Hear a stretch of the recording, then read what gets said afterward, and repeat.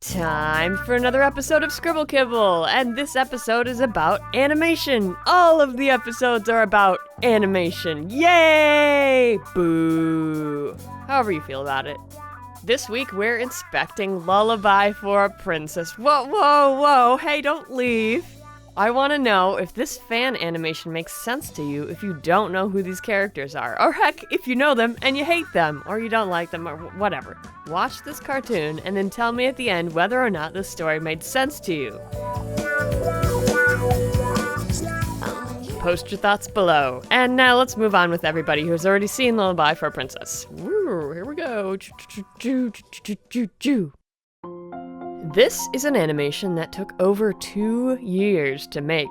18 months on frame-by-frame drawings and 8 months on puppet drawings. Plus, however much time the backgrounds took.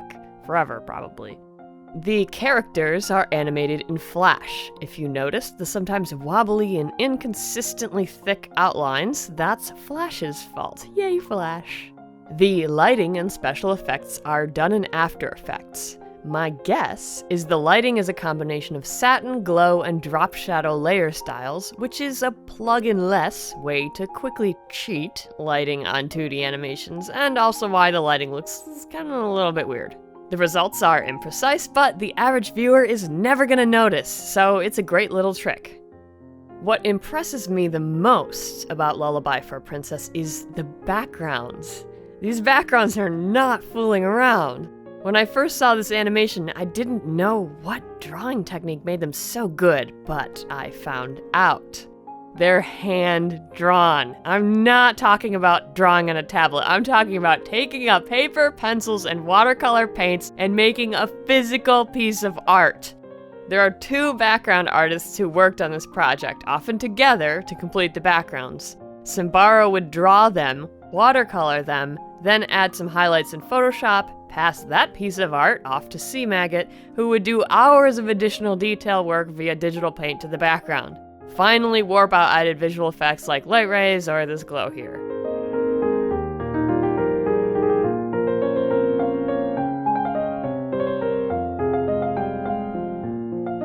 This animated storybook still image is something you can accomplish with the puppet pin tool in After Effects by placing distortion pins on Celestia's hair. Like this, look at me, I'm so flowy. There's other ways to get the same effect, but puppet pins are the most fun, and if you want to learn how to do that, there's a tutorial here. This animation should prove to you one thing, and that's the huge benefit to having artists who specialize in backgrounds make them for your animation.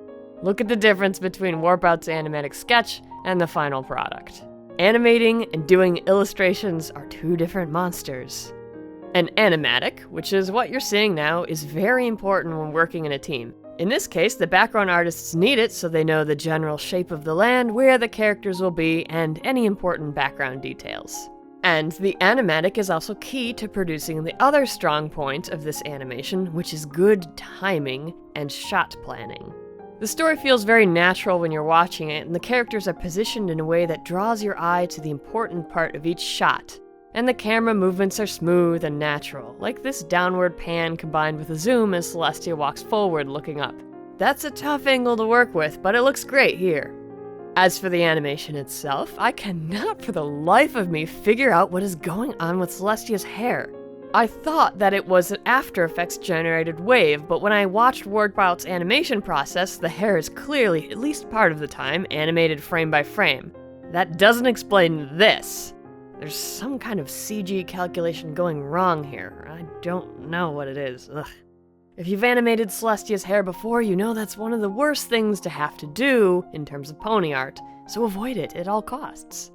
Now here's a question for you if you've been watching this show. Can you tell the difference between puppet animation and frame-by-frame animation?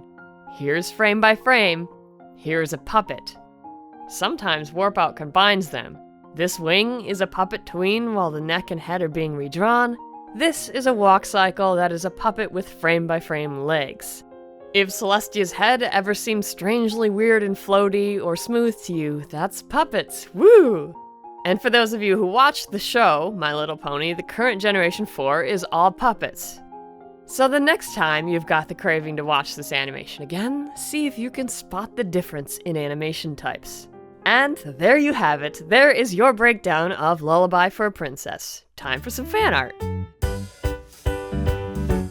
I've been saving this one forever, waiting for a weekend cover of pony animation. Crown Prince and Scribbles Together, drawn by Golden Rose TheSilly.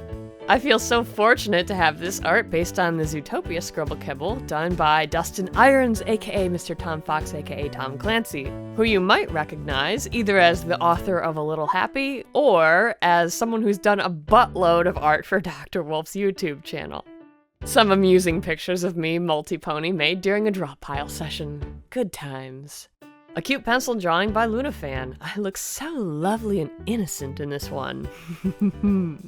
Niko's drawing shows me on the prowl for more fan art as usual. If you want to send something in, contact info is on my website. Tune in next week on your local radio station to hear music or a talk show or a bunch of white noise. Tune in on this YouTube channel for more animation. Animation.